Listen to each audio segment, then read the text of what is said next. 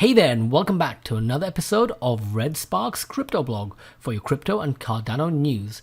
A quick look at the markets. Bitcoin obviously not doing so well. Been hovering around between 56 and 58k in the past few days. It's anybody's guess what it's going to do. I'm not even going to try and make any predictions. Cardano we're going to talk about in just a second. If I quickly scan through this 24-hour list, good to see Avalanche making some recovery. That's probably on the back of the Deloitte news, I imagine. And then other than that, Litecoin's being Litecoin. I used to own Litecoin and I gave up. I'm not gonna go back into Litecoin. Sorry, Litecoin. Polygon's doing okay. I know Polygon was struggling for a while from seeing all the comments on Reddit and people complaining. Chainlink I own, and as is ever, whenever I buy something, it doesn't seem to do anything for a while, so that's fine. I'm happy to hold on to Chainlink. It is being used across all different blockchains as the Oracle, the de facto Oracle solution, so I'm not too worried about it. Algorand, okay, it did well over the last week, but overall it's trending downwards, so that's not great. Not too bad, I guess. It's just plodding along, but nothing else really. Oh, L1, yeah. Remember, I think video before last, or possibly the last video, I said whenever I hear about something, it then tends to crash. That's exactly what happened to Elrond. I paid attention to it a day or two ago. I made that comment, and now look at it. Okay, so I think I've gone down far enough. Sandbox. Yeah, in fact, let's just go on to the Grayscale article. Grayscale says Metaverse is a $1 trillion market opportunity. So I did that whole Metaverse video a week or two ago now, around Facebook's Metaverse. I think it is going to be quite I don't know how big it's going to be, but I think it's going to be quite an interesting thing, the Metaverse, and with augmented reality, virtual reality, and I said Microsoft are also getting into the game. So I can see why Grayscale are saying this. Revenue from virtual gaming worlds could grow to 400 billion, and Facebook are developing a brand new generation of VR headsets, they said in that announcement. Not the Oculus Rift, and I know there's a new version of Oculus Rift about to be launched right now, but they're already thinking ahead to a next generation version. So I'm quite interested to see what that's all about. But yeah, as I said in that other video, I think with this whole shift to remote working, which I think is here to stay, I think now is the time for augmented reality and virtual reality, and very closely related to that, NFTs and virtual worlds, especially like items of clothing or weapons in the gaming world, or property, virtual property. I think all those things are gonna do well. I don't know how they're gonna do in the bear market. Some people I've heard have said that actually in the last bear market NFTs did okay.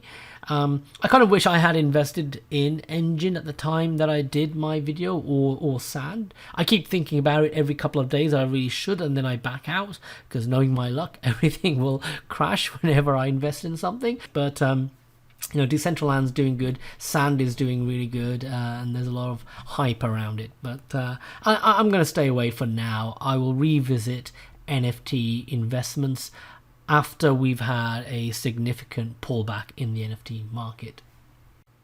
Pavia.io. And that's about the amount of time you would have had to actually buy any Pavia in their recent land sale. So I completely missed out, and I think a lot of other people did. Oh well, I'm not going to spend too long crying about that. Hopefully the next land sale will be a bit fairer. But generally it's good to see Cardano virtual worlds taking off.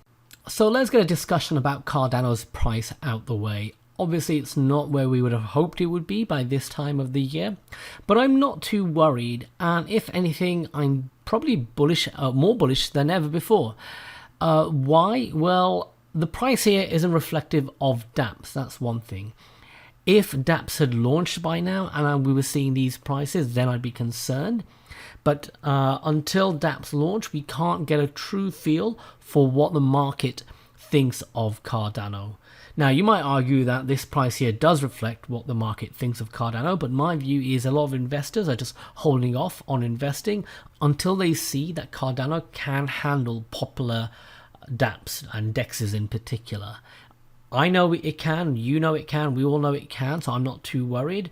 We just need to show it to others. And I know that IOHK have been working very closely with SundaeSwap and other dexes as well to make sure that they can cope with the demand. IOHK also announced recently that they're going to make some changes to the parameters to give extra bandwidth to Cardano. So all in all, given the amount of focus that is happening on the launch of SundaeSwap and others, they would already have been tested as much as you can do prior to launch by the time they do actually launch. So I've got a high amount of confidence that SundaeSwap should be able to cope with the demand, and they will get an insane amount of demand. I think literally every Cardano holder is going to be using SundaeSwap because they know SundaeSwap has to be a success, assuming of course SundaeSwap is the very first DEX. I'm not sure what the status of the others are, but it's been hinted at quite a lot that SundaeSwap might be the first DEX to launch.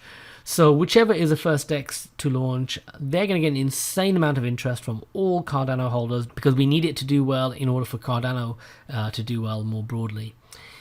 So hopefully they can cope with that demand. I've also been analyzing Maledex's white paper, and I'm going to do a video out on that hopefully the next day or two, a deep dive on that. But the more I learn about how Cardano works, the more excited I get for the future of Cardano. I've been saying it in a couple of my recent tweets that I think Plutus and the computation layer, as Charles calls it, may end up becoming one of Cardano's biggest strengths. It's not something that a chain like Avalanche, for example, has. They rely on the Ethereum virtual machine, as does Solana. So not many chains have taken the time to research, figure out, and develop their own computation layer geared specifically for dApps and smart contracts. So all that is yet to come, and this delay that we're having means more and more dApps are chomping at the bit. So the PAB, when it finally does make it onto the mainnet, should have loads of dApps suddenly flooding the Cardano ecosystem in the first quarter of Q1. So hopefully that's touch wood, that's what's going to happen. And then lastly, some people are predicting maybe there's a bear market in Q1 of next year or possibly later. I honestly have zero idea about these things. This is why I'm not a very good TA person, and I'm pretty sure you don't watch my videos for TA, as I don't do a very good job. But the way I look at it, the chains that are going to attract attention during a bear market, if there is one, are going to be chains that have enterprise value. So actually Avalanche had a good video recently on Bloomberg, it's on my Twitter feed, where they were talking about pretty much the same thing. They've got the partnership with Deloitte and they're using it on client engagements. And it's similar to, Cardano's Ethiopia deals, Cardano's Dish Network deal, and other enterprise deals. Those are what's going to really keep Cardano's price strong during the bull market. And then on top of that, if interest in other chains is waning in Q1 of next year, so if it's a bull market, then obviously other chains will be doing great. Nothing to worry about for Cardano in that case. But then if it's a bear market and other chains are flagging in terms of interest, Cardano finally launching its DeFi ecosystem and dApp ecosystem in Q1 of next year will just mean it has a lot more attention on it, a lot more focus. Obviously, in a bear market, prices will still be low, but I'm hoping for Cardano, it might actually end up being a good thing to just have a lot more attention on it. It could be, and this is just a theory, it could be that a lot of hedge funds are closing out their Bitcoin positions by the year end in order to lock in their profits. And then in Q1 of next year, they're going to be looking for opportunities to make next year's revenue. And they might look at Cardano, see the imminent launch of dApps, and realize it's a no-brainer. It's the perfect place to invest. It's a solid project, good fundamentals, undervalued as dApps are launching. And if there's clear momentum with the dApps, so it's going to be very important that things like SundaySwap and others do have very strong momentum when they launch. But once you start seeing strong momentum, you'll have investors regaining that confidence to invest in Cardano, and they'll want to be setting themselves up for a great year-end position for 2022. So I would imagine you could potentially see investors flooding into Cardano in Q1 2022. Again, it's not financial advice. I have zero clue what's going to really happen, as does anybody else. So obviously do your own research, do your own thinking, and make your own choices. Coty and SundaySwap are partnering to explore integration of DGED, Cardano-based stablecoin. We are excited to announce a partnership with DeFi developer SundaySwap to explore ways to implement the DGED stablecoin. So Coty has taken on the DGED specification that IOHK put out, and they have developed developing a stablecoin based on it. And it looks like SundaySwap want to partner with them to have DGED running on their platform. All this is just generally good news for Coty in terms of growing their presence in the DeFi space. I did buy in a lot of Coty a few weeks back, you may remember, and obviously whenever I buy something it always goes down, so it's dipped since. However, I have high hopes for Coty in general. I'm not quite sure how this particular news would impact Coty price, but I just think the more Coty do to raise their presence in this market, the better. I know Coty were alluding to a big deal a few weeks back with some corporate company. A lot of people have speculated back then it was Facebook. However, I think since then, in more recent interviews, we got hints that it wouldn't be someone like Facebook. This client of Coty's, whoever they are, has a younger demographic, apparently. So I'm not sure who that is. Maybe it's TikTok. I mean, that's one of the few things that I know that has a younger demographic. Certainly not Facebook. But yeah, hopefully we'll hear some announcement of what this partnership is in. I think January was potentially the date given for where we may hear about it, according to the CEO of Coty.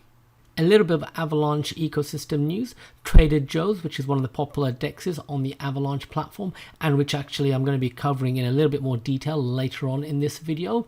They tweeted protocol revenue has grown from 250k to over 2 million over a 7-day period.